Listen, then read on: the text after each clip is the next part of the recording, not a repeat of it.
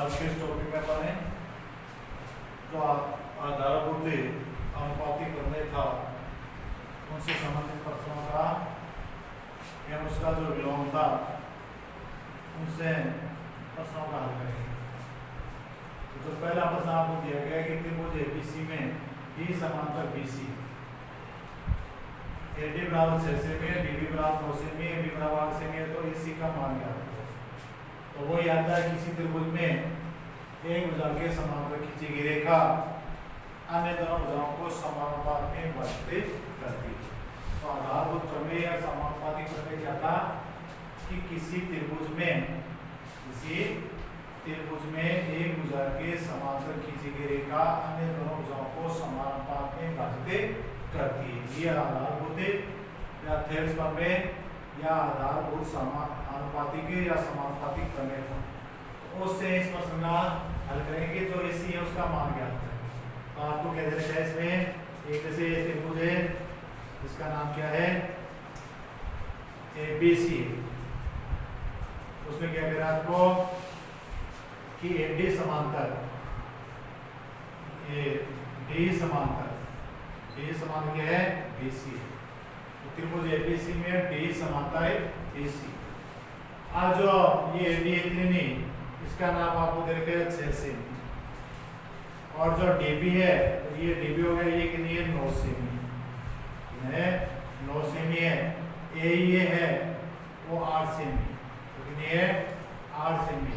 अब आपको पूरी ही एसी का मान ज्ञात करना। तो एसी का मान अपन ज्ञात करेंगे तो पहले क्या करेंगे अपन एसी ज्ञात करेंगे। एसी ज्ञात हो जाएगा तब एसी बराबर क्या कर देंगे ए प्लस एसी कर देंगे, दोनों को जोड़ देंगे। अब ये करेंगे कैसे, तो वही आपको जो आपका आधारभूत प्रमेय है वो आपको प्रश्न में ही संकेत कर देगा। वो संकेत क्या हो रहा है कि किसी त्रिभुज में एक भुजा के समांतर खींची गई रेखा, इतना आ गया। तो उसमें आगे क्या है, क्या कहती है वो किसी त्रिभुज में एक भुजा के समांतर खींची गई रेखा अन्य दोनों भुजा बच जाती है। तो इस एक के तो समांतर खींच रहे हैं, अन्य दोनों भुजा ही बच जाती है, उनको समानुपात में बच करती है। अर्थात उस प्रमेय का आप पूरा लिखो तो पूरा लिखो नहीं, उसका गणितीय रूप लिखो कि त्रिभुज एबीसी में डी समांतर किसके है बीसी है, इसलिए एडी बटा डीबी बराबर ए बटा एसी। अर्थात अन्य दोनों भुजाओं क्या करती है वो समानुपात में विभाजित करती है। यानी किसी त्रिभुज में एक भुजा के समांतर खींची गई रेखा अन्य दोनों भुजाओं से एबी और एसी को जो अनुपात करेगी या जो बांटेगी दो खंड करेगी, तो उनका जो अनुपात होगा वो क्या होगा बराबर होगा। तो यहाँ इस प्रकार से आगे कारण क्या दे दोगे, कारण है आगे थेल्स प्रमेय लिखो या आधारभूत अनुपातिक प्रमेय लिखो, दोनों ऐसे सीधा पूरा लिखो। किससे है ये, या पहले शुरू में आप क्या लिखोगे कि हम जानते हैं कि किसी त्रिभुज में एक भुजा के समांतर खींची गई रेखा अन्य दोनों भुजाओं को समानुपात में विभाजित करती है। इसलिए त्रिभुज एबीसी में डी समांतर बीसी है, अतः एडी बटा डीबी बराबर ए बटा एसी। या वो प्रमेय रहेगा सामने वो उसका संकेत कर दो। इस प्रमेय से लाया पाने थेल्स प्रमेय या दूसरा इसका नाम लिख सकते हो आप, यानी आधारभूत अनुपातिक प्रमेय। अब उसके बाद में यहाँ जो भी आपको मान दे रखे हैं वो मान इसमें रखो। तो पहले एडी का मान देखो कितना है 6, तो इस एडी के साथ पे याद 6 लिखोगे 6। अब बाद में डीबी है वो कितनी है, वो देखो कितनी है 9 है, वो लिखो। अब किसका चला गया बराबर का। अब उसके बाद में ए है वो कितनी है 8 सेमी है। अब एसी उसमें दे रखा नहीं है, इसी का वापस से एसी लिखो।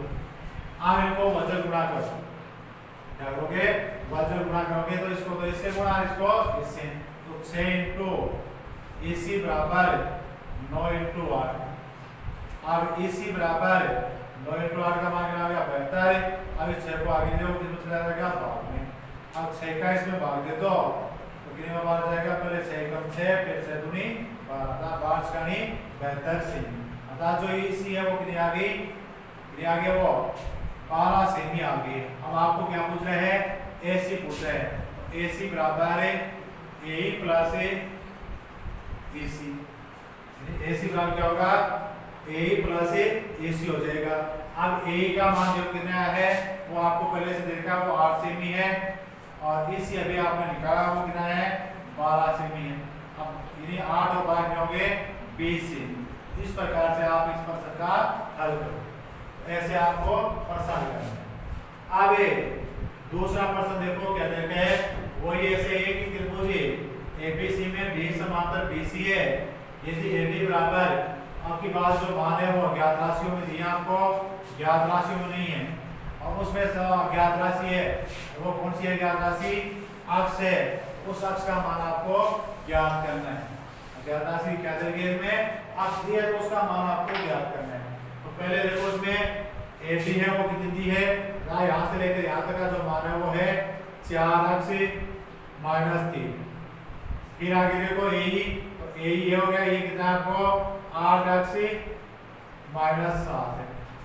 फिर आगे BD तो BD हो गई ये कितनी है 3 अक्ष -1 है।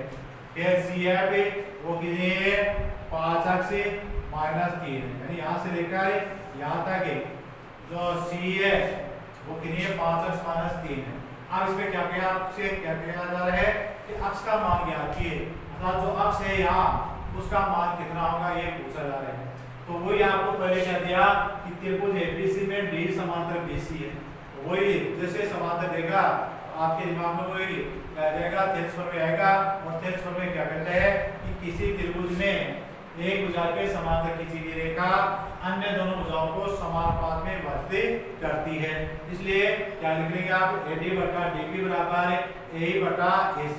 अब इसके जो मान आपको देंगे वो मान लिख दो। तो पहले AD का मान कितना है 4 अक्ष -3 बटा DB का मान कितना है 3 अक्ष -1 बराबर A का मान कितना है 8 अक्ष -7 बटा C या AC का मान कितना है 5 अक्ष -3। अब वही बाहर की तरह को वज्र गुणा करो तो वज्र गुणा करोगे तो इसको इससे और इसको इससे तो इसको इससे गुणा किया कितना आ गया हमारे पास 3 अक्ष -1 इंटू 8 अक्ष -7 बराबर इनको इससे गुणा किया क्या आ गया 4 अक्ष -3 इंटू 5 अक्ष -3। अब इनका गुणनफल निकाल लो। क्या करोगे गुणनफल करोगे तो गुणनफल में पहले 3 अक्ष को इन दोनों से गुणा करो फिर 1 को इन दोनों से गुणा करो। पहले 3 अक्ष को गुणा करो इससे और क्या आ जाएगा पहले 3 को 8 से तो 8 3 24 फिर अक्ष को अक्ष से क्या आ जाएगा अक्ष स्क्वायर फिर 3 अक्ष को 7 से गुणा करो तो 7 21 अक्ष फिर 1 को 8 से गुणा करो तो कितना आ जाएगा 8 अक्ष फिर 1 को 7 से गुणा करो। अब यहाँ भी माइनस है यहाँ भी माइनस है हमारे पास क्या हो जाएगा गुणा करके प्लस बराबर। अब आगे पहले 4 को इन दोनों से गुणा करो फिर 3 को इन दोनों से गुणा करो। पहले 4 को इससे गुणा तो 4 पंचो 20 अक्ष को से गुणा तो अक्ष स्क्वायर। अब 4 को 3 से गुणा किया तो 4 दिए 12 अक्ष। अब 3 को 5 से गुणा किया तो 5 दिए 15 अक्ष। अब 3 को 3 से गुणा तो कितना जाएगा 9 और वो किसके आएंगे प्लस के। अब सभी पदों को एक समीकरण का रूप बन गए हैं तो उसको बाएं पक्ष में ले लो। क्या करोगे बाएं पक्ष में ले लो और समान पदों के साथ में ले लो। तो 24 अक्ष स्क्वायर इसका समान पद कौन है 20 स्क्वायर तो वो इस साइड में आएगा इसका हो जाएगा वो माइनस का। अब उसके बाद में इन दोनों का टोटल ऐसे करो तो कितने हो गए ये माइनस के 29 अक्ष 21 अक्ष है आगे वो भी किसके माइनस के तो दोनों एक से टोटल हो जाएगा तीनों ये माइनस का। अब ऐसे यहाँ भी दोनों समान पद है इनका टोटल करो और टोटल हो गए वो माइनस के 27 अक्ष कितने हो गए माइनस के 27। उस माइनस 27 अक्ष को इस पक्ष में लाओगे तो किसके हो जाएंगे वो प्लस के 27 अक्ष। अब यहाँ किसका है प्लस का 7 उस 9 को इस साइड में लाओ वो किसका रहेगा माइनस का। तो इस प्रकार से इन्हें सभी पदों को बाएं पक्ष में ले लो अर्थात पक्षांतर कर लो। आप 24 में से 20 घटा लो कितने बच गए 4 अक्ष स्क्वायर। आप 29 में से 27 घटा लो कितने बच गए माइनस के 2 अक्ष। अब 9 में से 7 को घटाओ, माइनस के बचके 2 बराबर 0। अब सब में 2 का भाग जा रहे हैं तो 2 का भाग लगा दो, तो 2 का भाग लगाओ क्या आएगा यहाँ, अर्थात 2 को मिल लो क्या आएगा, 2 अक्सी माइनस अक्सी माइनस 1 बराबर 0। अब 2 को आगे ले जाओ, तो आगे ले जाओ क्या होगा, ये 2 का 0 में भाग गया तो क्या जाएगा, 0 आएगा। अब इसके बाद में आगे इसको हर करो क्या जाएगा, 2 अक्सी माइनस अक्सी माइनस 1 बराबर 0/2। अब आपके पास क्या बचा, यानी 2x square minus x minus 1 बचा। इसका आप एक नए क्लास के अनुसार त्रिपद व्यंजक का है उसका गुणनखंड करो और उससे x का मान प्राप्त करो। अब आगे क्या करोगे, इसके खंड करोगे तो खंड करोगे, तब यहाँ आगे वाली दो संख्या किसकी है, माइनस की है, तो इसके जो खंड होंगे वो क्या होंगे, माइनस प्लस होंगे। बड़ा तो माइनस का होगा और छोटा प्लस का होगा। तो 2x square minus 2x plus आपसे माइनस का 1 बराबर 0 बताइए सर। अब के अपन 2 खंड किए, माइनस के 2x से और प्लस का 1x। अब माइनस के 2x में से प्लस का 1x करोगे तो माइनस का 1 बचेगा।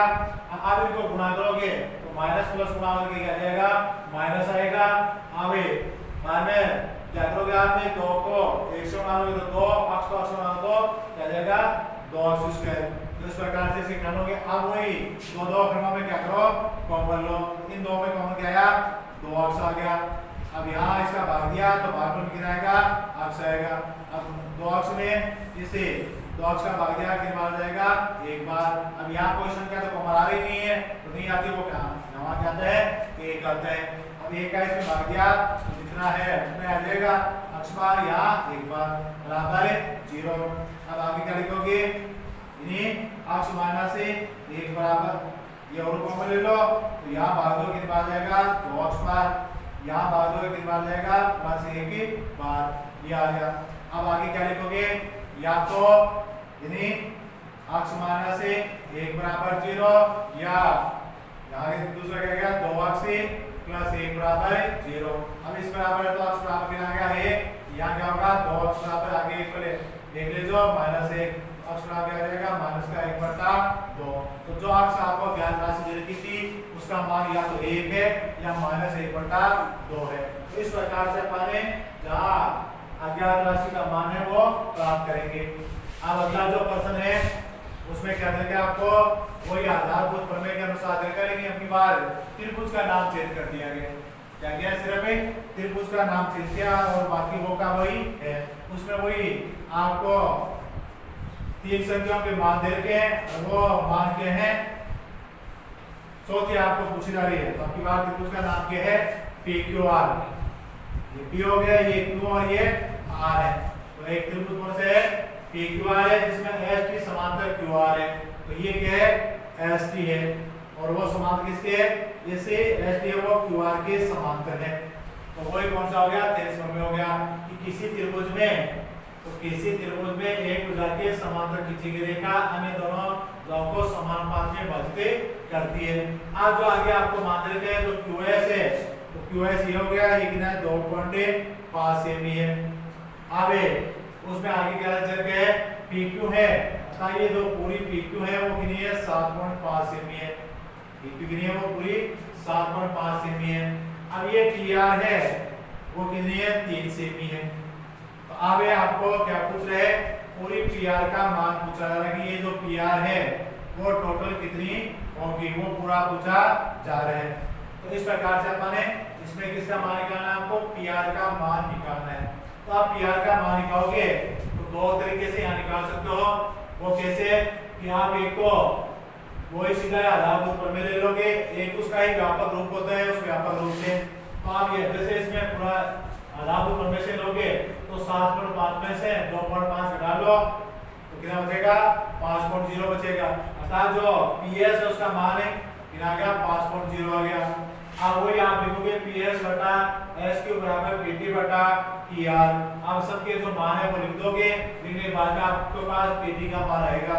अब PT का मान आने के बाद में आप PR का मान निकालोगे तो वो कैसे करोगे, PT प्लस TR कर दोगे। यहाँ जो मान आएगा उसमें 3 को जोड़ देना है। दूसरा आप जैसे आपको देते हैं वैसे आप क्या लिखोगे कि त्रिभुज PQR में क्या है वही एस टी समांतर है क्यू आर, क्या है एस टी समांतर है क्यू आर। अब वही किसी त्रिभुज में एक भुजा के समांतर खींची गई रेखा अन्य दोनों भुजाओं को क्या करती है, समान अनुपात में विभाजित करती है। तो वो विभाजित क्या आ जाएगा, पी एस बटा एस क्यू बराबर पी टी बटा टी आर, ये आ गया। पी एस बटा एस क्यू बराबर पी टी बटा टी आर आ गया। अब जैसा आपको मान दिया गया वैसा वैसा लाने के लिए अपन क्या करेंगे, एस क्यू को ऊपर जोड़ देंगे, यहाँ तो एस क्यू जोड़ देंगे, यहाँ टी आर को ऊपर जोड़ देंगे। तो क्या आ जाएगा आपके पास पी एस बटा एस क्यू बटा एस क्यू बराबर यहाँ क्या आ जाएगा पी टी बटा T R, P T plus T R बटा टी आर। अब इन दोनों का आकृति देखो P S plus S Q, तो P S plus S Q के स्थान पे आ जाएगा पी क्यू आ जाएगा। तो आप क्या कर दोगे पी क्यू बटा एस क्यू बराबर आगे दूसरे में देखो P T plus T are के स्थान पे क्या आ जाएगा पी आर आ जाएगा।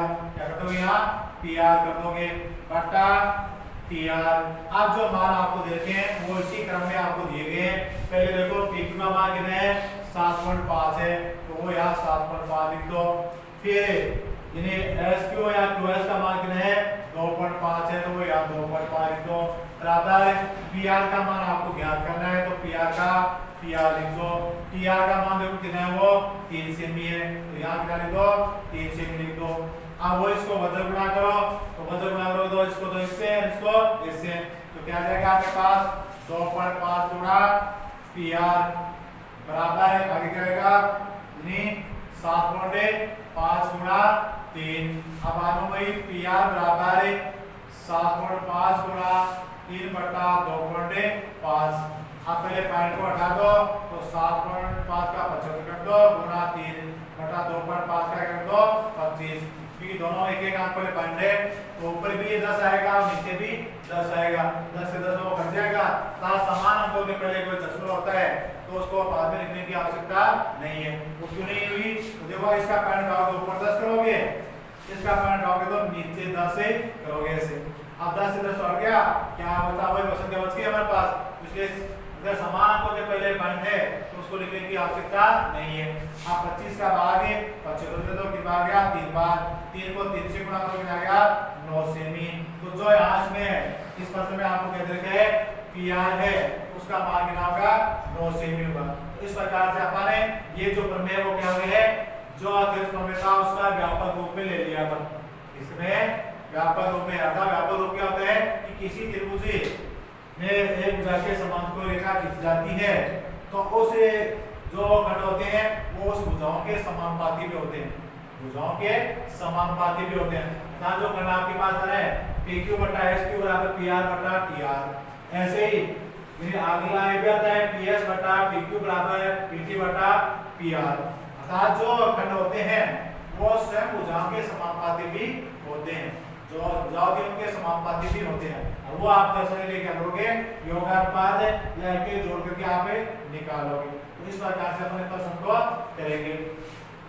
अब अगला जो प्रश्न है वो कौन सा दे रखा है आपको कि एबीसी दिया है आपके कि त्रिभुज एबीसी भुजा एबी तथा इसी में क्रम से डी और ई है। तो एक त्रिभुज कौन सा है एबीसी है, कौन सा है ये एक त्रिभुज एबीसी है। आवे उसमें क्या कह रहा है कि डी और ई दो बिंदु स्थित हैं, यहाँ तो क्या है डी बिंदु है और यहाँ क्या है कि ए बिंदु है।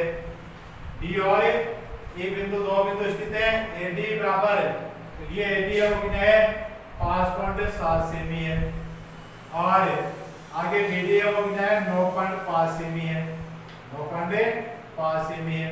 फिर अगला क्या करे ए है वो 3.3 सेमी है, ये 3.3 सेमी है। अगला जो आपको दे रहा है ईसी है, ईसी है वो कितना है 5.5 सेमी है, 5.5 सेमी है।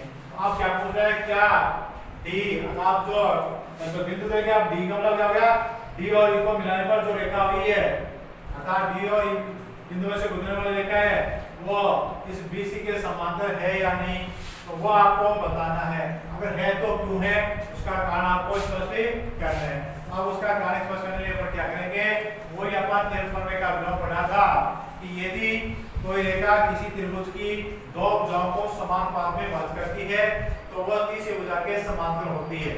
पढ़ा था अपन दूसरा प्रमेय 11.2 का जो प्रमेय पढ़ा था वो प्रमेय कहता कि यदि कोई रेखा किसी त्रिभुज की दो भुजाओं को समान पाद में भाज करती है तो वह रेखा तीसरी भुजा के समांतर होती है। तो वही यहाँ प्रमेय यहाँ इसमें क्या है अपन वो लिखेंगे त्रिभुज एबीसी में।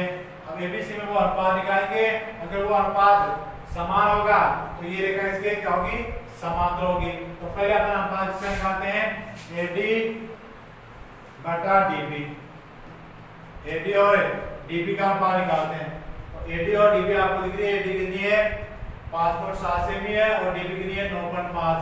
तो आप वो क्या करोगे 5.7 बटा 9.5, आप वही 5 को हटा दो और कितना हो गया वो 57 बटा 95। था वही नीचे आपको बोला कांड करो, नीचे 10 आ जाएगा, नीचे वाला ऊपर 10 आ जाएगा, 10 तो सर जाएगा।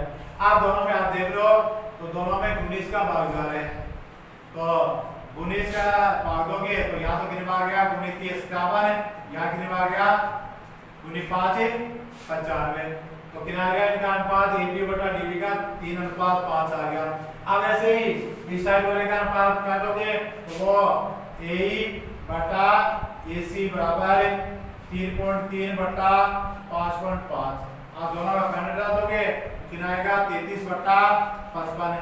आप दोनों में 11 का भाग जा रहा है, 11 यहाँ तो 33 और 11 5 55। अब ये दोनों देखो दोनों कैसे हैं समान आए। अब आपको क्या है कि त्रिभुज एबीसी में जो रेखा डी है वो इस प्रकार खींची गई है कि एडी बटा डीबी बराबर ए बटा एसी है। तो त्रिभुज एबीसी में डी रेखा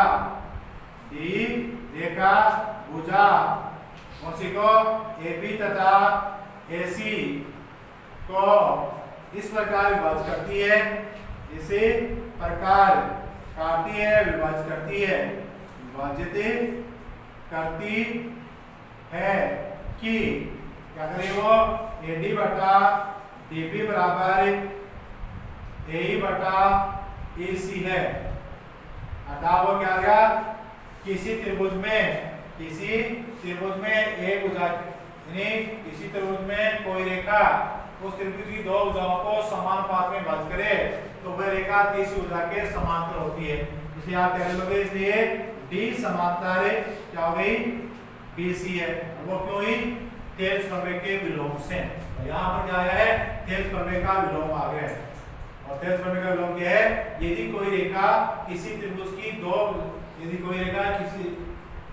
की दो भुजाओं को समान पाद में भाज करे तो वह रेखा तीसरी भुजा के समांतर होती है। तो यहाँ देख लो कि कोई रेखा ये है इस त्रिभुज ये जो रेखा है वो इस त्रिभुज की दो भुजाओं क्या है समान का मतलब दोनों का अनुपात क्या है 3:5 3:5 है, तो समान आ गया। तो अब जो रेखा डी थी वो क्या करेगी इस बीसी के समांतर है। तो इस प्रकार से अपन इसका कारण से स्पष्टीकरण है वो देंगे। इस प्रकार से प्रश्न को हल करना है। आगे ये प्रश्न कैसे भी आपको जैसे यहाँ तो सीधा दे दिया, आपको ये प्रश्न अलग अलग तरीके से दिया जा सकता है मानव रूप में भी।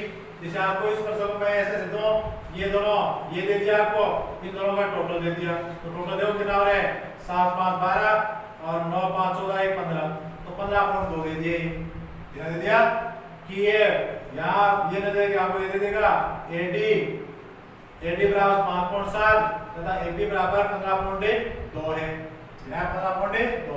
ऐसे इसमें ए बराबर 3.3 सेमी तथा एसी बराबर कितना जाएगा 8.8 सेमी है। तो दर्शाइए कि डी है वो बीसी के समांतर है, डी है वो बीसी के समांतर। अब यहाँ भी आपको कई तरीके से बोलेगा, यहाँ जैसे यहाँ बोलेगा क्या डी बीसी के समांतर है क्यों है, दूसरा आपको यहाँ दे देगा सिद्ध कीजिए कि डी बीसी के समांतर है, तीसरा ये कर देगा दर्शाए कि क्या डी बीसी के समांतर है। तो आप समांतर बताने के लिए आप क्या करोगे जो भी आपने थेल्स प्रमेय है 11.2 है उसका थेल्स प्रमेय का जो विलोम बटा था उसके अनुसार उसको सिद्ध करके बताओगे। अर्थात जो अनुपात है वो अनुपातों को समान लाओगे। अब अगर ये अनुपात समान आते हैं जैसे यहाँ समान आ गए तब तो ये समांतर है। अगर ये जैसे यहाँ 3/5 आ गया और यहाँ 4/5 आता तो अपन यहाँ क्या कहेंगे कि त्रिभुज एबीसी में डी रेखा भुजा एबी तथा एसी को तो विभाजित करती है, उसमें एडी बटा डीबी बराबर नहीं है ए बटा एसी, अतः डी समांतर नहीं है बीसी। ऐसे काट दोगे डी समांतर नहीं है बीसी, ऐसा अपन बता देते हैं। तो अगर बराबर आता है अनुपात, यहाँ अनुपात क्या आता है बराबर आता है तो अपन समांतर बताएंगे, यहाँ बराबर नहीं आता तो अपन क्या नहीं बताएंगे समांतर नहीं बताएंगे। इस प्रकार से ऐसे प्रश्नों का हल करेंगे। आज जो अगला क्वेश्चन है वो आपको कह देते हैं कि संलग्न आकृति, यहाँ जो एक है संलग्न आकृति एक में EF समांतर DC और DC समांतर AB है तो सिद्ध कीजिए कि क्या आ रहा है AE बटा AD बराबर BF बटा FC। तो संलग्न आकृति एक में देखो जो एक आकृति आपको दे रखी है उसके अनुसार इस बात को सिद्ध करनी है। तो संलग्न आकृति आपको एक दिख रही है, उस संलग्न आकृति एक में क्या है कि EF है वो DC के समांतर भी है और DC है वो AB के समांतर, अर्थात तीनों रेखाएं कैसी हैं समांतर है। तो आपको आप इसमें ध्यान में क्या लिखोगे कि आकृति यानी संलग्न आकृति में EF समांतर DC समांतर AB है, ये तो दिया हो गया। अब सिद्ध करने वाला ये है ये सिद्ध करने वाला है। अब इसमें आपको रचना करके सिद्ध किया जाएगा। तो रचना में आप क्या करोगे, बिंदु A को C से मिलाया जो EF को G पर काटती है, EF को G पर काटती है। तो क्या करोगे, बिंदु A को बिंदु C से मिलाया जो EF को G पर काटती है। अब काटते आपके पास यहाँ दो त्रिभुज बन गए, एक त्रिभुज तो ये बन गया जिसका नाम हो गया ABC, क्या बन गया है ADC, और दूसरा त्रिभुज ये बन गया त्रिभुज ABC। ये दो त्रिभुज बन गए और दोनों में ही क्या लग रहे हैं यानी थेल्स फॉर्म लग रहे हैं। थेल्स फॉर्म क्यों लग रहे हैं, जैसे आप देख रहे हो कि इस त्रिभुज में यानी EF समांतर DC थी तो EG समांतर भी DC है, EG समांतर भी क्या है DC है। अब वही हमारे पास हो गया कि किसी त्रिभुज में एक भुजा के समांतर खींची गई रेखा अन्य दोनों भुजाओं को समान अनुपात में विभाजित करेगी। तो जैसे आप इसमें प्रमाण दोगे तो प्रमाण में क्या आएगा, आप पहले क्या हो जाएगा, रचना तो लिखी थी, प्रमाण में क्या दोगे त्रिभुज ADC में त्रिभुज ADC, तो त्रिभुज ADC दिख रहा है उसमें क्या है कि EG समांतर है DC, EG है वो समांतर है DC। वो क्यों ही EG और DC समांतर क्यों ही, क्योंकि EF समांतर थी DC, EF तो आपको ध्यान में देख लो यहाँ क्या देगा आपको EF समांतर DC है। अब EG वो EF का ये खंड है, EG वो क्या है EF का एक खंड है तो उसका कहानी को तो कहानी तो आगे क्योंकि EF समांतर क्या थी DC है, EF समांतर DC उसके कारण से EG समांतर DC हुई। अब वही क्या देता है, किसी त्रिभुज में एक भुजा के समांतर खींची गई रेखा अन्य दोनों भुजाओं को समान अनुपात में विभाजित करती है। तो अब अन्य दोनों भुजा कौन सी बची, AD और AC बची, और उसके अनुपात क्या हो रहे हैं AE बटा AD, AE बटा क्या हो गया AD बराबर AG बटा GC, क्या हो गया GC। इसको समीकरण नंबर 1 दे दो। अब उसके बाद में त्रिभुज वही दूसरा देखो ABC में त्रिभुज आंसर है त्रिभुज ABC में, तो उसमें क्या है G जो GF है, GF समांतर AB है, GF समांतर क्या है तो GF समांतर AB है। अब GF समांतर क्यों हो गई कि ये इसके समांतर थी, इसके समांतर नहीं ये है, इसलिए क्या हो गई है समांतर हो गई। तो उसका कारण को तो पूरा ये लिखना है कि EF समांतर DC तथा DC समांतर AB है जो गिरेगा। अब उसके बाद में वही हो जाएगा तो क्या हो जाएगा CG बटा यानी AG या GA बराबर CF बटा AB। तो क्या करोगे आप CG बटा यानी GA बराबर CF बटा FG। अब जो आपको यहाँ खंड दे रखे हैं ये अनुपात ये हैं, इन अनुपात को आप दोनों को ही उल्टा कर लोगे। उल्टा मतलब नीचे का ऊपर, ऊपर का नीचे, दोनों अनुपात को चेंज कर दोगे। अनुपात को चेंज करने में कोई प्रभाव नहीं पड़ता है। और इसका नाम आप क्या लिख दोगे, जी है उसको जी कर दो, ये तो ऊपर ले लो, और ये जो है उसको जीसी कर लो, बराबर ये जो एफ जी है वो तो ऊपर कर दो, और ये सी एफ को वो नीचे कर दो। और इसको नंबर आगे जो आपको क्या करना था, यहाँ सी